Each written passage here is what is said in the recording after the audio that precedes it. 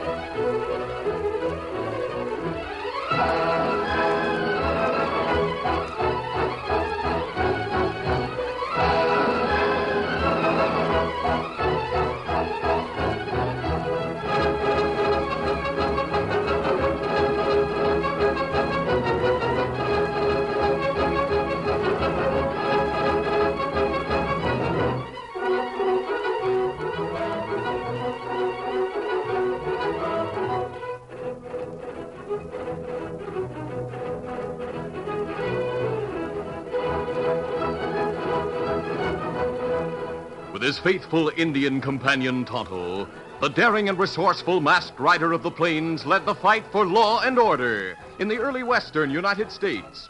Nowhere in the pages of history can one find a greater champion of justice. Return with us now to those thrilling days of yesteryear. From out of the past come the thundering hoofbeats of the great horse Silver. The Lone Ranger rides again. Come on, Silver. Let's go, big fellow. Hi-yo, Silver! Hi!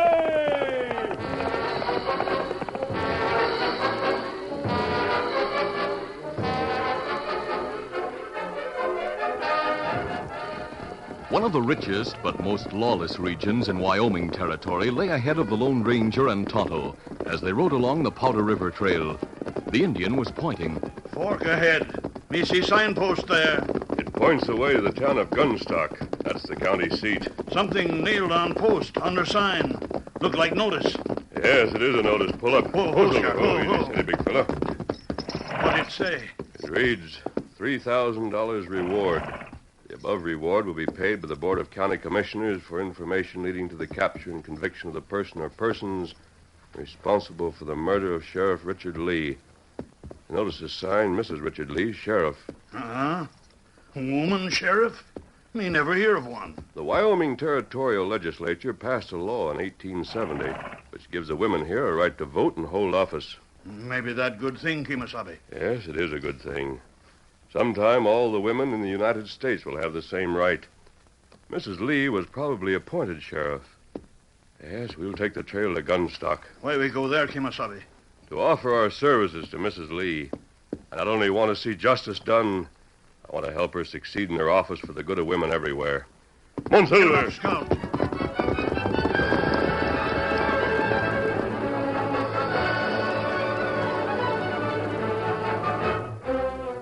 That night, the woman sheriff of Gunstock was at her desk in the jail office. A former school teacher with an Eastern education, she was young and attractive. As she attended the paperwork connected with her duties, another woman looked on. She was a frontier type, hatchet-faced, lanky, and seemingly as ageless as a piece of petrified wood. Rejoicing in the name of Liz Yancey, she not only protected the law lady from scandal, but served as jail cook and turnkey. Liz was saying, Looky here, Claire. You're wearing yourself out looking for them varmints that killed your husband. Liz, I'll never rest until they're punished. When I was sworn into office, I took another oath. A silent oath to square accounts for Dick. That's all well and good, but... Oh, Quince Rockwell. Hello, Mr. Rockwell. Mrs. Lee, the stage has been held up again. What? This time at Crossbones Gulch. Oh. The Owl Hoot's got another Wells Fargo box. Good heavens. I'm reporting this because it's an express company rule and I'm its agent. Not that I think it'll do any good. I'll put Deputy Taylor on the case as soon as he returns. This makes the 5th holdup around here in a year. My company has lost better than $100,000. Something's got to be done about it. Mr. Rockwell, your company has had its best special agents hunting for the stage robbers. They seem to have failed as badly as the sheriff's office. That's no excuse. A woman isn't fit to be sheriff. Her place is at home fetching up a family. You sure didn't get much fetching up. Mrs. Lee, I'm going to get up petitions to oust you from office. Nearly every man in the county will sign it, and so will a lot of women. Mark my words. Liz, what shall I do?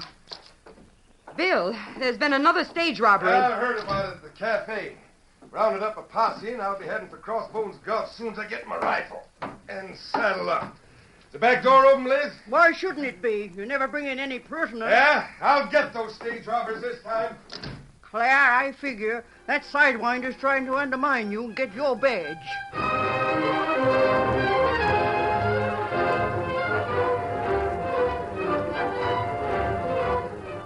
Several hours later, Liz Yancey retired to a side room in which she slept, with a Colt 44 under her pillow and a sawed-off shotgun leaning against the bed.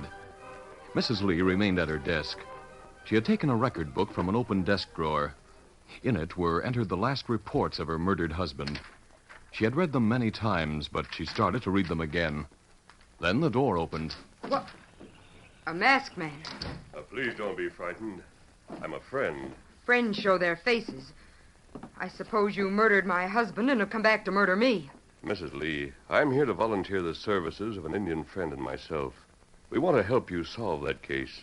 Then why are you wearing a mask? If my face were to become known to outlaws, it would handicap me in bringing them to justice. So you're a professional bounty hunter. No, I don't work for rewards or pay. Perhaps this silver bullet will identify me.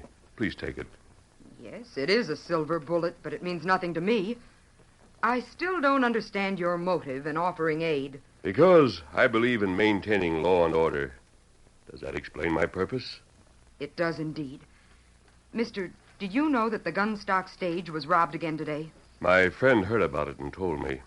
We'd have gone to the scene, but a posse was already on the way, and I wanted to avoid being questioned about my mask. I believe there's some connection between the stage robberies and my husband's murder. Oh, what makes you think so? Here is the last report Dick entered in his record book.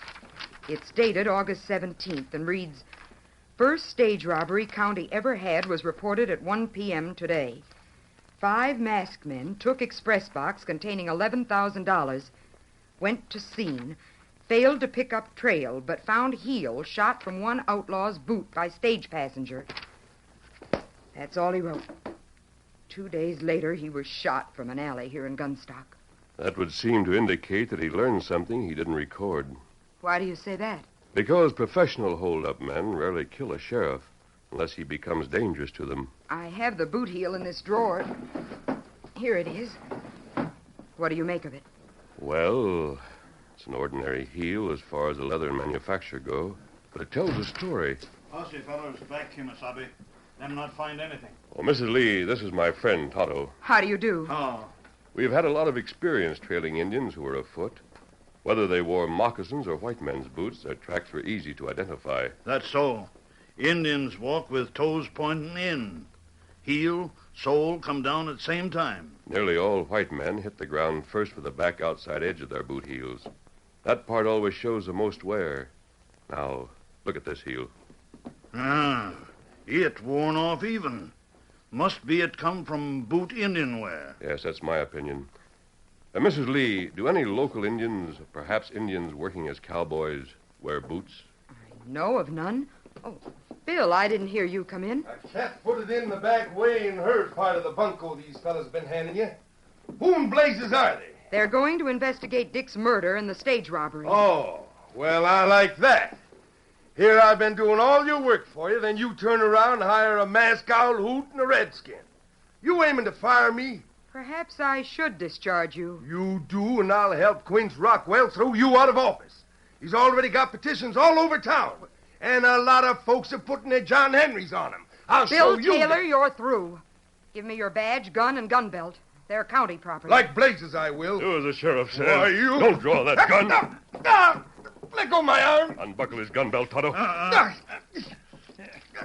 There. They got it off. Now I'll unpin that badge. There it comes. I'll take those things. You'll pay for this. Taylor, you're a private citizen now. As another private citizen, I'm advising you to forget that you ever saw my friend and me. I'm not forgetting anything. Mister, did I do the right thing? Yes, Mrs. Lee, but Bill may make trouble for all of us. It's likely that he overheard our conversation and will repeat it. Yes, he may talk and be overheard by someone connected with the holdup gang. That's possible.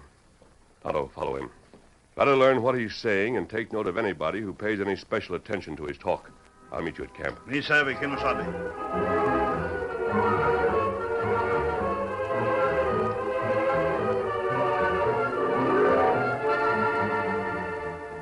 Like all braggarts, Bill was filled with self-pity over his discharge. Making the rounds of the cafes, he talked long and loudly about the incompetence and ingratitude of the woman sheriff. Few men sympathized with him, though many already had signed petitions asking for her removal. But at the Lazy H Cafe, he found a really interested listener in Chad Harrison, who owned the place as well as a ranch with the same name.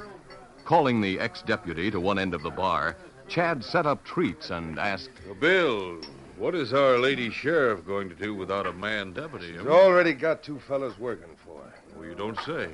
Anyone I know? I reckon not. One's an Injun, the other wears a mask. Mask. Right. What's more, he's got a gun belt full of cartridges loaded with silver bullets. Seem to mean something special. Are you local? No, it's the truth. I figure he's a Wells Fargo special agent, and the Injun's his tracker. Heard him talking about a boot heel that Dick Lee found after the first stage robbery. He figured it came from a boot worn by an Injun cowpoke. Well, that means he'll be out looking for that kind of an engine. Say, Chad, come to think of it, you've got a redskin rider on your ranch.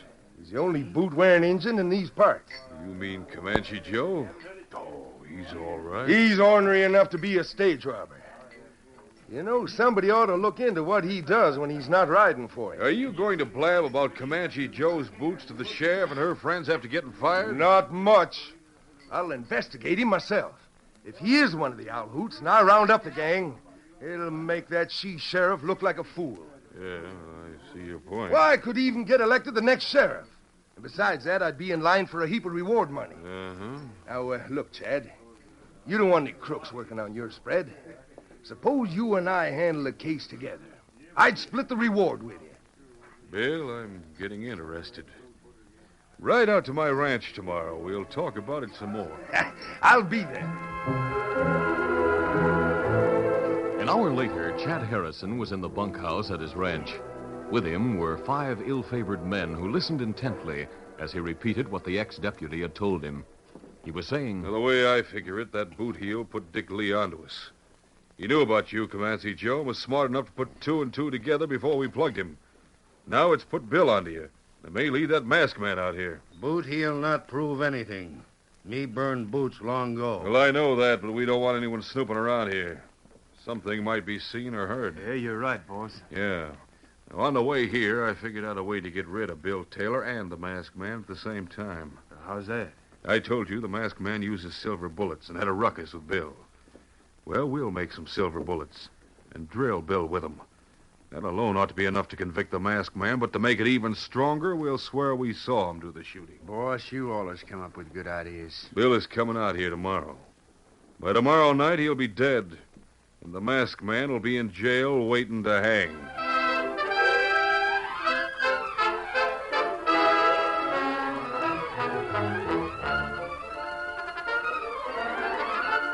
The curtain falls on the first act of our Lone Ranger adventure. Before the next exciting scenes, please permit us to pause for just a few moments.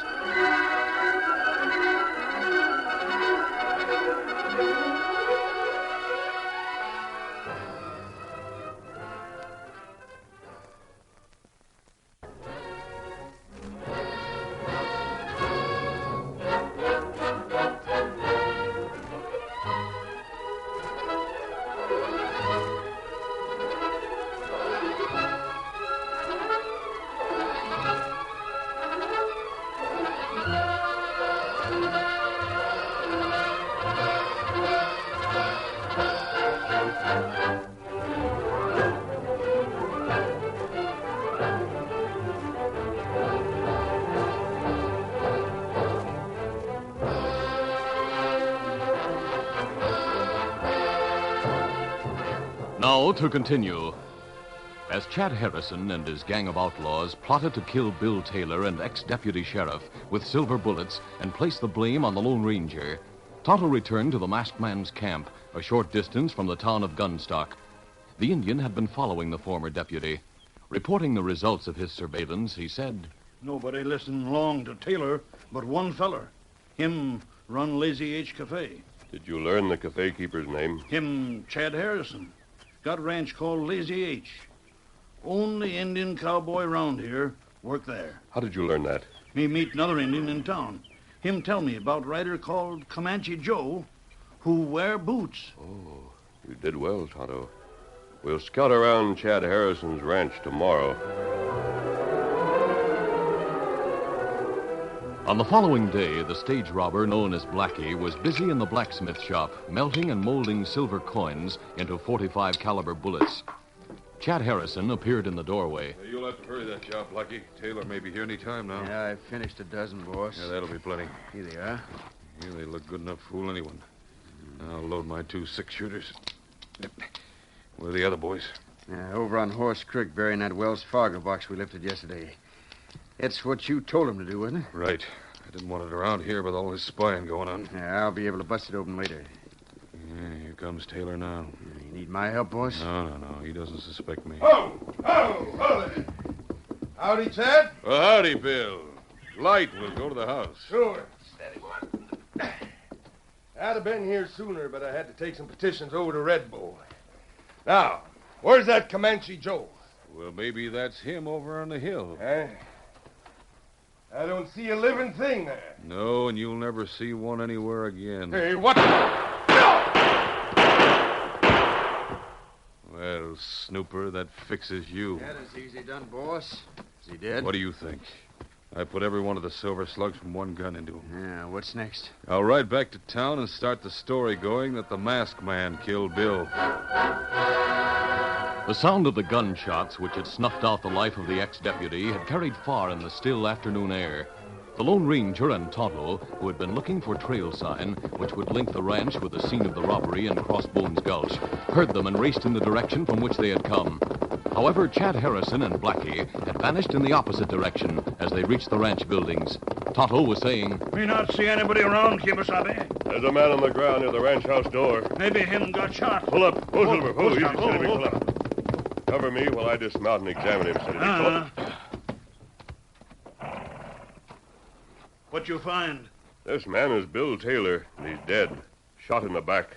Feller who shoot him not have much start. Those hoof prints over there look very fresh. Easy, steady, big fella. Come on, Silver. Get him up, Scout. holding their horses to a walk, the masked man and Indian examined the tracks. Tonto pointed. 3 horses been here a little while ago. 1 go away without rider. Other 2 horses take fellers toward Horse Creek and Gunstock. Me follow that trail, Kimasabi? Yes, I'll follow the single track. Come on, Silver! Scout!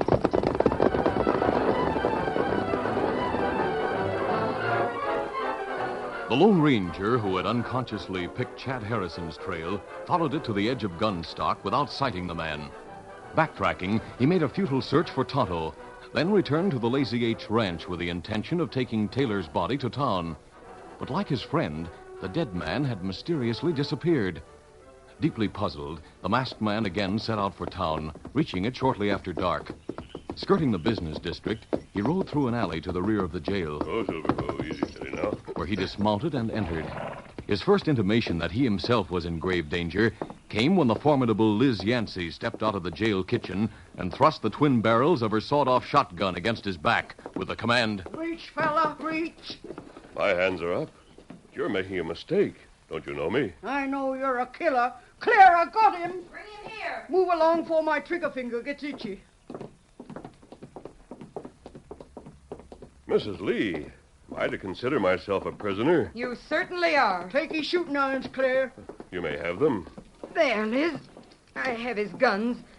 Now I'll take his mask. Then you can lock him up with his friend. Are you holding my friend Tonto? I've charged him with murder, just as I shall charge you. Though it appears that you're the real killer. Mrs. Lee, please explain this misunderstanding. I came here to report a murder and tell you that both Tonto and the murdered man's body had disappeared. Your former... You need go no further. I know that Bill Taylor was murdered. Chad Harrison and his 5 riders swear that they saw you shoot him in the back on the Lazy H Ranch. Those men may well be the bandits who killed your husband. How did they manage to capture Tonto? I gathered that he was trying to ambush them. I have more than eyewitness evidence against you. Oh, what is that? The silver bullets taken from Taylor's body. There they are on my desk.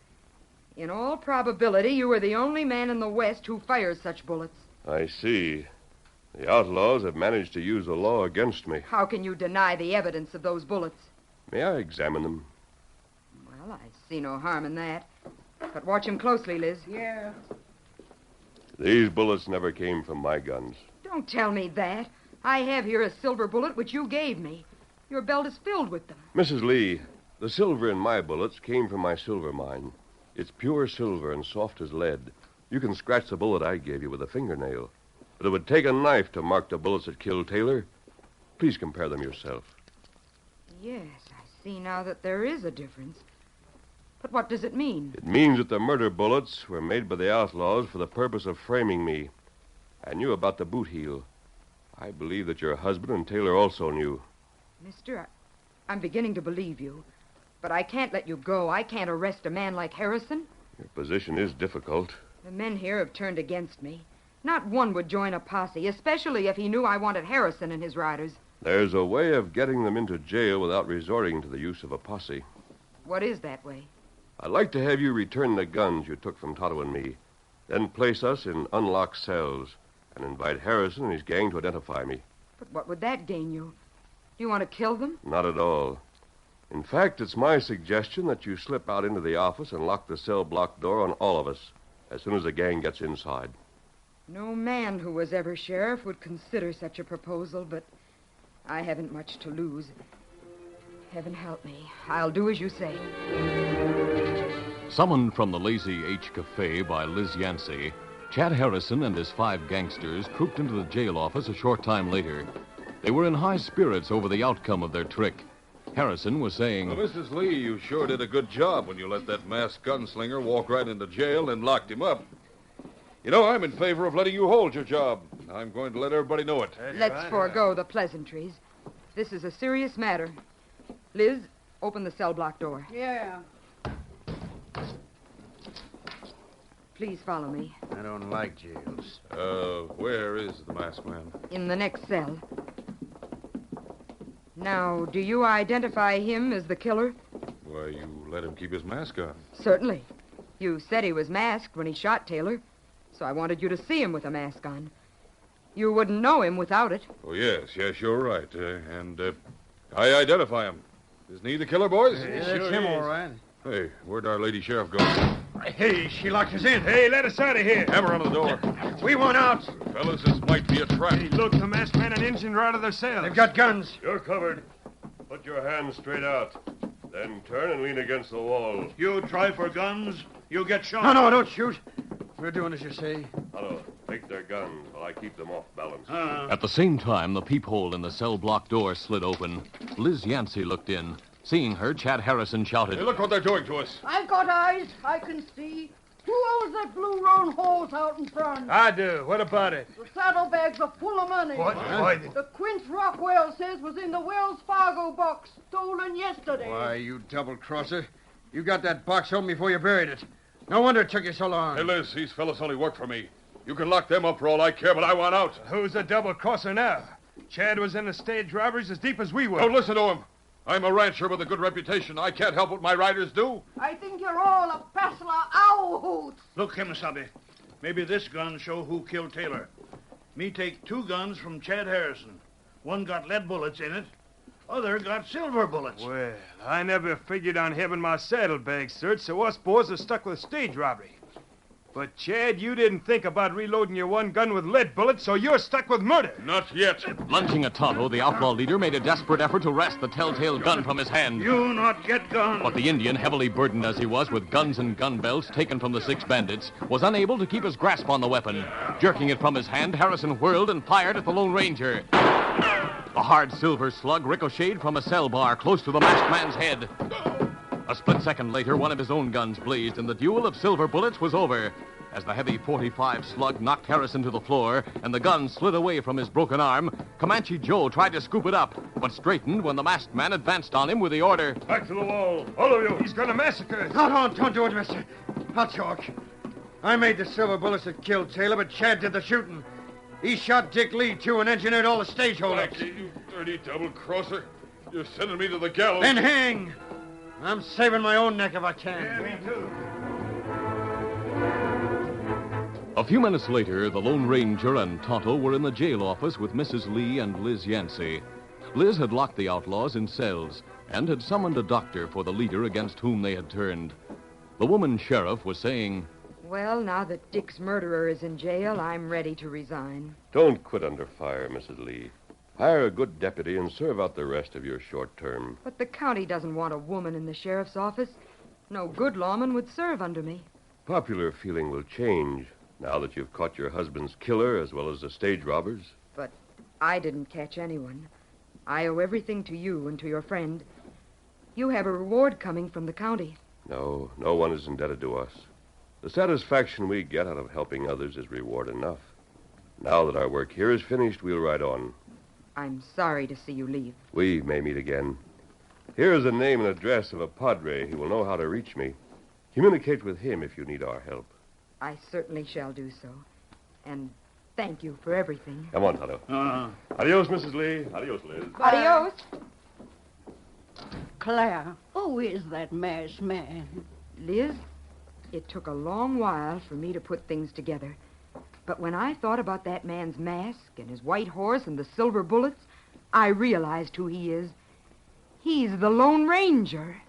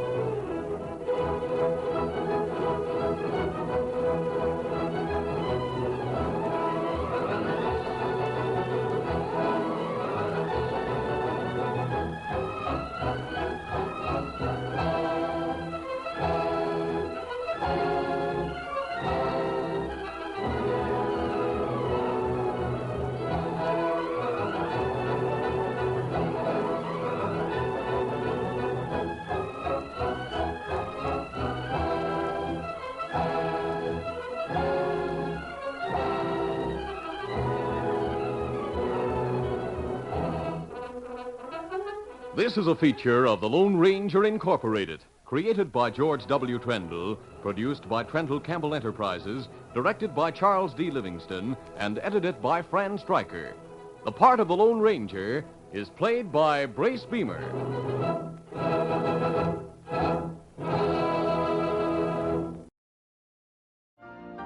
You've been listening to the OTR Gold Network.